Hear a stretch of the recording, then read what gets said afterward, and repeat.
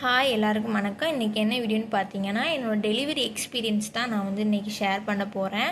எனக்கு ஆக்சுவலாக first baby delivery ஆகி 2 வருஷம் ஆயிடுச்சு. நான் ஏன் இதை இப்போ ஷேர் பண்ணுறேன்னு பார்த்தீங்கன்னா, எனக்கு டெலிவரியில் வந்து ப்ரீடம் பேபி இஷ்யூஸ் வந்துருச்சு. சரி, இந்த இஷ்யூஸ் வந்து இப்போ நிறைய பேருக்கு நடக்குது.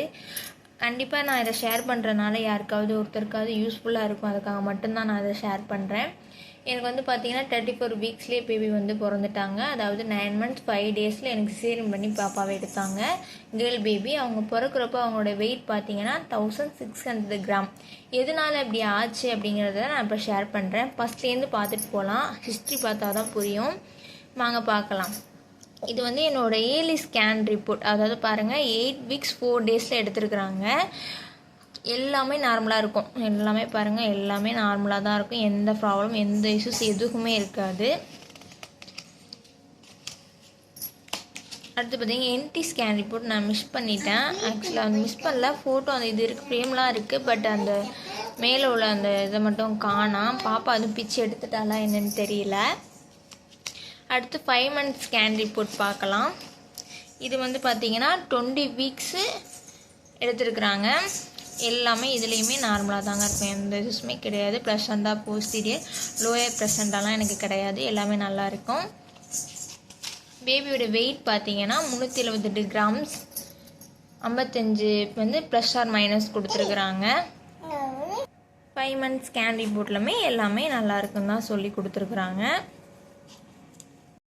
அடுத்து பார்த்திங்கன்னா என்னோடய 30 weeksல வந்து எனக்கு ஸ்கேன் எடுத்திருக்காங்க. பாருங்கள், 30 weeks 3 days எனக்கு எடுத்திருக்காங்க. எந்தெந்த வீக்ஸுக்கு எவ்வளோ சென்டிமீட்டர் பேபியோட க்ரோத் இருக்குங்கிறத மென்ஷன் பண்ணியிருக்காங்க. இங்கே பேபியோட வெயிட் இது தான், ப்ளஸ் ஆர் மைனஸ் 194 கிராம் போட்டிருக்காங்க. இதுலேயுமே எல்லாமே எனக்கு நார்மலாக இருக்குங்கிற மாதிரி தான் என்கிட்ட சொல்லியிருந்தாங்க. ஆக்சுவலாக வந்து நான் கவர்மெண்ட்லேயும் பார்த்துட்ருந்தேன், ப்ரைவேட்லேயும் பார்த்துட்ருந்தேன். நாங்கள் வந்து ப்ரைவேட்டில் ஒரு ஹாஸ்பிட்டலில் பார்த்துட்ருந்தோம். அங்கே வந்து எனக்கு டெலிவரி டைம் வந்துடுச்சு, 9 months ஆயிடுச்சு. அப்படிங்கிறதுனால அங்கே என் ஹஸ்பண்ட் வந்து ஒர்க் பண்ணுற கம்பெனியில் வந்து கிளைம் பண்ணுற மாதிரி ஆப்ஷன்ஸ் இருந்தது. ஸோ அதில் கிளைம் பண்ணிக்கலான்னு ஆப்ஷன் வந்து நாங்கள் பார்த்த ஹாஸ்பிட்டலில் கிடையாது. சரி, வேறு ஒரு ஹாஸ்பிட்டலில் நம்ம அந்த மாதிரி இருக்கிற ஹாஸ்பிட்டலில் டெலிவரி பண்ணிக்கலாம்னு சொல்லிட்டு நாங்கள் நிறைய ஹாஸ்பிட்டல் கூகுளில் செக் பண்ணி பார்க்குறப்போ ஒரு ஹாஸ்பிட்டல் சூஸ் பண்ணோம். அங்கே ஒரு டாக்டர் ரிவ்யூலாம் ரொம்ப நல்லா இருந்தது. சரி, அங்கே போய் காட்டலாமேன்னு சொல்லிட்டு அங்கே போனோம்.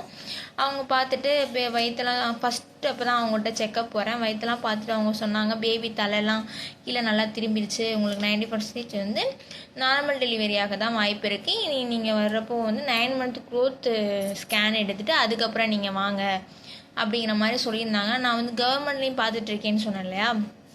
கவர்மெண்டில் வந்து எனக்கு வந்து ஒரே நாளில் எனக்கு வந்து 2 ஸ்கேனு கொடுக்குறாங்க. அதாவது கவர்மெண்ட்லேயும் 9 month க்ரோத் ஸ்கேன் எடுக்கிறாங்க, ப்ரைவேட்டில் எடுக்கிறாங்க. கவர்மெண்ட்டில் வந்து 11 o'clock காலையில், ப்ரைவேட்டில் பார்த்தீங்கன்னா 4 o'clock கொடுத்துருந்தாங்க.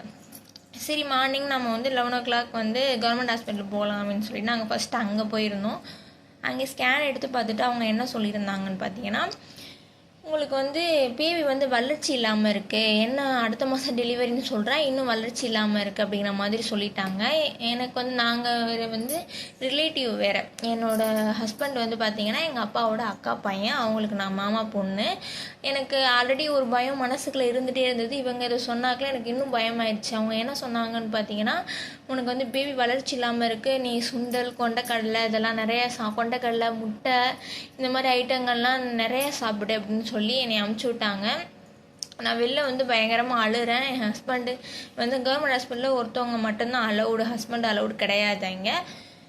நான் ரிப்போர்ட்டை கீழே போட்டுட்டு பயங்கரமாக அழுகிறேன். என்னன்னு கேட்குறாங்க என்கிட்ட. நான் வந்து இந்த மாதிரி சொல்கிறாங்க அப்படின்னு சொன்னேன். இல்லை, நம்ம வந்து அவங்க மேபி அவங்க நல்லா பார்க்காம கூட இருக்கலாம், நம்ம ப்ரைவேட்டில் 4 o'clock எடுக்கிறாங்களா, அங்கே போய் பார்க்கலாம், என்ன சொல்கிறாங்கன்னு பார்க்கலாம்னு சொல்லிட்டு அவங்களுக்குள்ள இருக்க பயத்தை மறைச்சிக்கிட்டு எனக்கு தைரியம் சொல்ல ஆரம்பிச்சிட்டாங்க. நானும் சரின்னு சொல்லிட்டு கொஞ்சம் ரொம்ப தைரியமாகவே தான் இருந்தேன். வீட்டுக்கு வந்து சாப்பாடெலாம் சாப்பிட்டுட்டு 4 o'clock வந்து ப்ரைவேட் ஹாஸ்பிட்டலில் வந்து ஸ்கேனுக்காக போயிருக்கோம். அன்றைக்கின்னு பார்த்தா அவ்வளோ கூட்டம், ரொம்ப நேரமாக வெயிட் பண்ணுறோம். லாஸ்ட்டாக என்னை கூப்பிட்றாங்க. எல்லாம் நல்லா பார்த்துட்டு தான் இருந்தாங்க. சடனாக பார்த்தா நான் ஒரு ரிலாக்ஸ் ஆகுற அந்த டைமில் எதுவும் இஷ்யூஸ் இருந்தால் என்னால் சொல்லியிருப்பாங்களே அப்படின்னு ஒரு ரிலாக்ஸ் ஆகிற டைமில் கரெக்டாக அவங்க ஹஸ்பண்டை கூப்பிடுங்கன்னு சொல்லி டாக்டர் வந்து சிஸ்டர்கிட்ட சொல்கிறாங்க. சிஸ்டர் வந்து என் ஹஸ்பண்டை உள்ளே கூப்பிட்றாங்க. கூப்பிட்டாக்கில் என்ன சொல்கிறாங்கன்னா, உங்கள் பேபிக்கு வந்து அம்மா கிட்டேருந்து பிளட்டு போகலை, என்கிட்ட ப்ளசண்டாக வரைய பிளட்டு வந்து என்கிட்டேருந்து பேபிக்கு போகலை, ரொம்ப ஸ்லோவாகிடுச்சு, அதாவது மூளைக்கு போகிற அந்த நரம்பு வழியில் போகிற அந்த பிளட்லாம் வந்து ஸ்லோவாகிடுச்சு, இது ரொம்ப டிஃபிகல்ட்டாக இருக்கும் அப்படிங்கிற மாதிரி சொல்லியிருந்தாங்க. பார்த்தா அங்கே பார்த்துட்டு இருந்த டாக்டரை வந்து டக்குன்னு கூப்பிட்றாங்க. இந்த மாதிரி இஷ்யூஸ் இருக்குன்னு சொல்லி ஸ்கேன் டாக்டர் கூப்பிடணும். அங்கே அவங்களுக்கு அவ்வளோ பேஷண்ட் இருக்காங்க. எல்லாரையும் விட்டுவிட்டு அவங்க வந்து எங்கள் 2 பேரையும் ரூமில் கூட்டிகிட்டு போயிட்டு, இந்த மாதிரி ப்ராப்ளம் இருக்குது உங்களுக்கு, அதனால் உடனடியாக சிசேரியன் பண்ணி எடுக்கிறது தான் நல்லது, நார்மல் டெலிவரி பண்ணோம் அப்படின்னா பேபியால் புஷ் பண்ணி வர முடியாது, மூச்சு திணறல் பட வாய்ப்பு இருக்குது, ஸோ நம்ம சிசேரியன் போகிறதே பெட்டருங்கிற மாதிரி சொல்லியிருந்தாங்க என்கிட்ட. அப்போ பேபியோட வெயிட் பார்த்திங்கன்னா 1600 ப்ளஸ் ஆர் மைனஸ் வந்து கொடுத்துருந்தாங்க, அதாவது 1900 நினைக்கிறேன், அந்த மாதிரி கொடுத்துருந்தாங்க. ப்ளஸ் ஆகலாம் மைனஸ் ஆகலாம் அப்படிங்கிற மாதிரி சொல்லியிருந்தாங்க.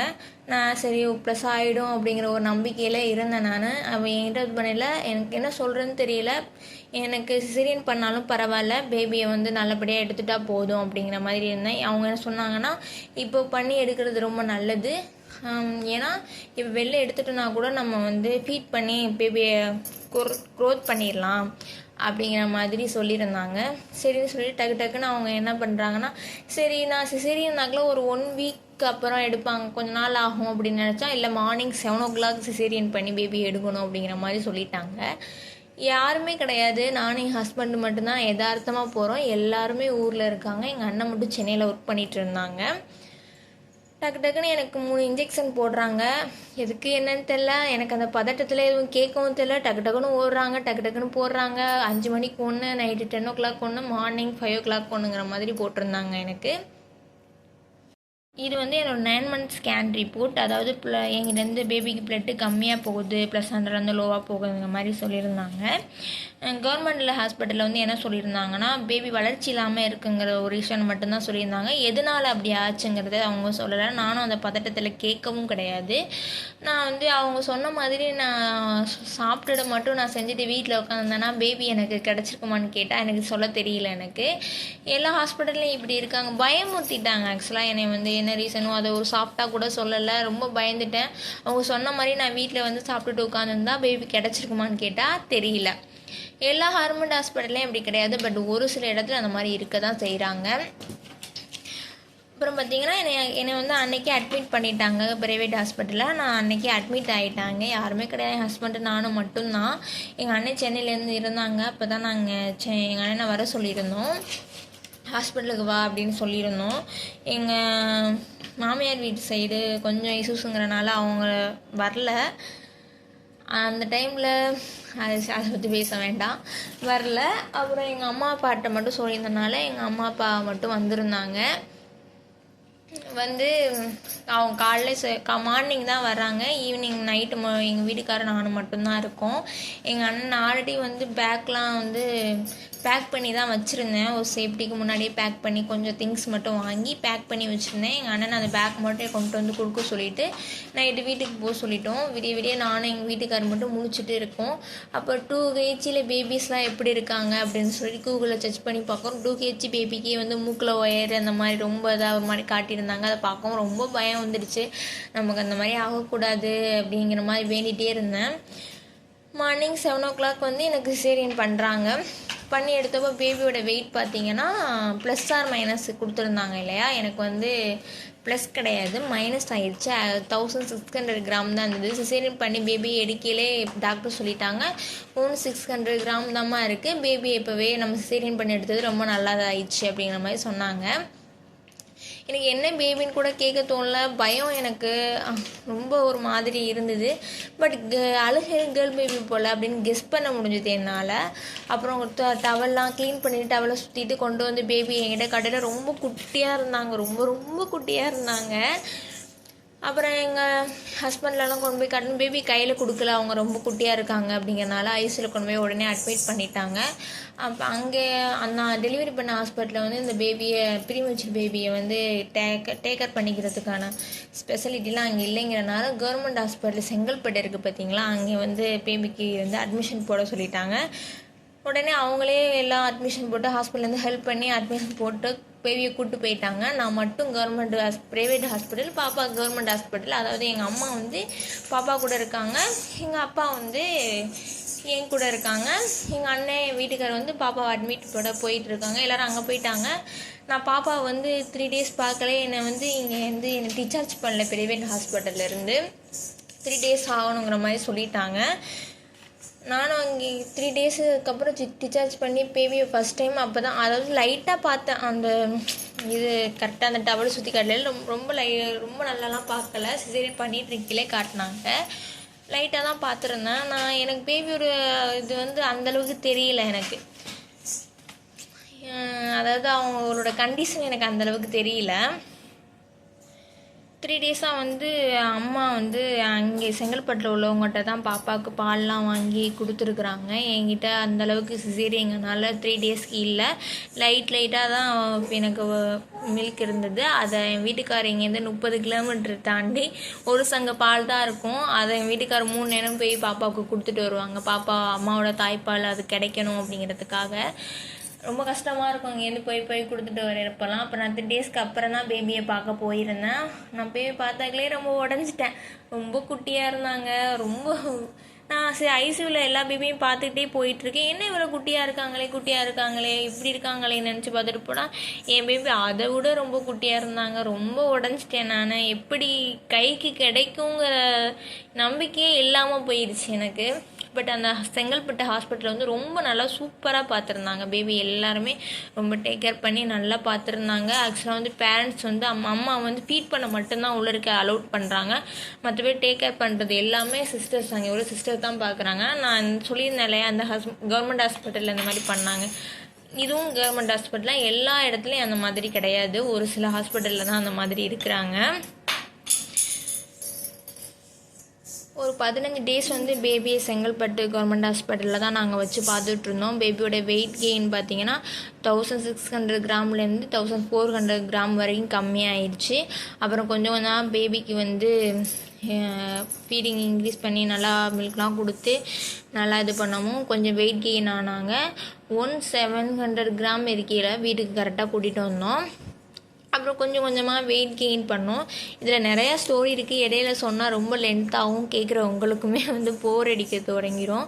அதனால் ரொம்ப முடிஞ்சளவு இது லென்த்து தான் இருந்தாலும் என்னோடய ஸ்டோரியில் முடிஞ்சளவு ரொம்ப சுருக்கி தான் நான் சொல்லியிருக்கிறேன். இதுக்கப்புறம் வந்து உங்களுக்கு வீடியோ உங்களுக்கு பிடிச்சிருந்துச்சின்னா கண்டிப்பாக நீங்கள் கமெண்ட் பாக்ஸில் சொல்லுங்கள். பிடிச்சிருந்துச்சான்னு இல்லை, யூஸ்ஃபுல்லாக இருந்தால். அடுத்து வந்து பேபியை வந்து நான் எப்படிலாம் டேக் கேர் பண்ணேன், அவங்கள வெயிட் கெயினுக்கு என்னென்ன பண்ணினேன், மில்க் எப்படி வந்து இன்க்ரீஸ் பண்ணுறது, இந்த மாதிரி உங்களுக்கு ஏதாவது வீடியோ தேவைப்பட்டுச்சுன்னா எனக்கு கமெண்ட் பாக்ஸில் கமெண்ட் பண்ணுங்கள், நான் கண்டிப்பாக ஷேர் பண்ணுறேன்.